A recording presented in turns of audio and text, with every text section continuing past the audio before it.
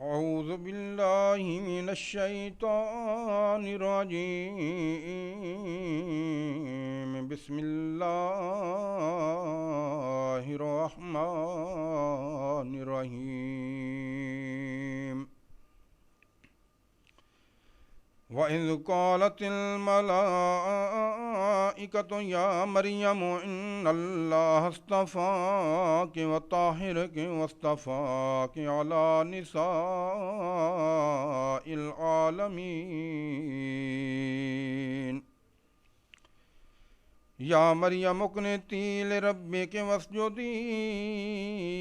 واركعي مع الراكعين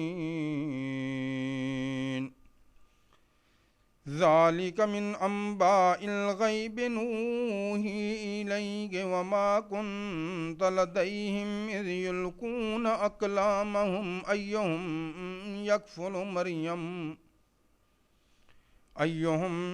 يكفل مريم وما كنت لديهم إذ يختصمون إذ قالت الملائكة يا مريم إن الله يبشرك بكلمة منه اسمه المسيح عيسى ابن مريم وجيها في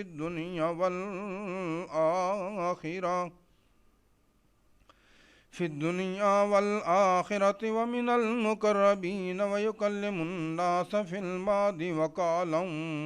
ومن الصالحين قالت رب أنى يكون لي ولد ولم يمسسني بشر قال كذلك الله يخلق ما يشاء إذا قضى أمرا فإنما يقول له كن فيكون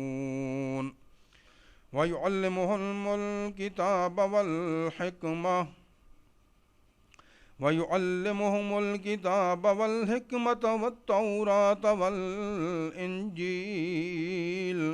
ورسولا إلى بني إسرائيل أني قد جئتكم بآية من ربكم أني أخلق لكم من الطين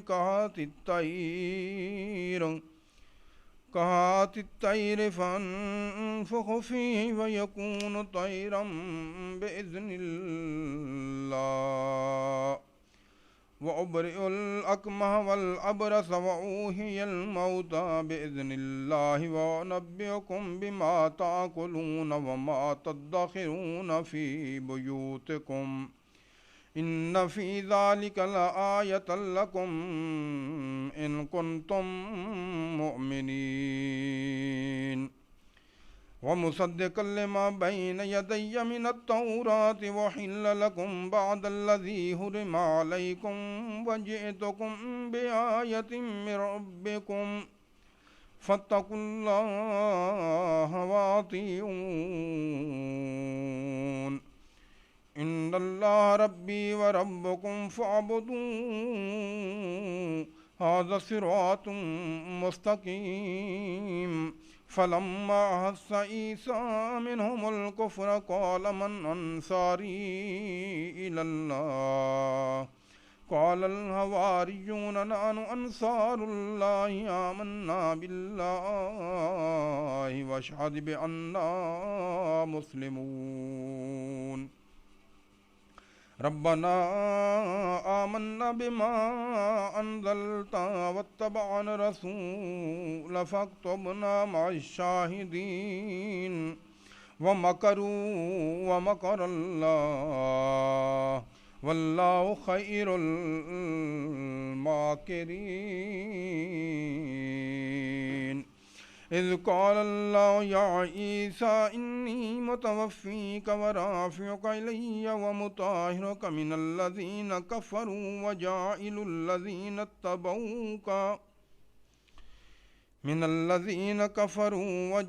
الذين اتبعوك فوق الذين كفروا إلى يوم القيامة ثم إلى مرجعكم فأحكم بينكم فيما كنتم فيه تختلفون فأما الذين كفروا فأعذبهم عذابا شديدا في الدنيا والآخرة وما لهم من ناصرين وأما الذين آمنوا وعملوا الصالحات فيوفيهم أجورهم والله لا يحب الظالمين ذلك نتلوه عليك من الآيات والذكر الحكيم إن مثل عيسى عند الله كمثل آدم خلقه من تراب ثم قال له كن فيكون الحق من ربك فلا تكن من الممترين فمن حاجك فيه من بعد ما جاءك من العلم فقل تعالوا ندعو أبناءنا وأبناءكم ونساءنا ونساءكم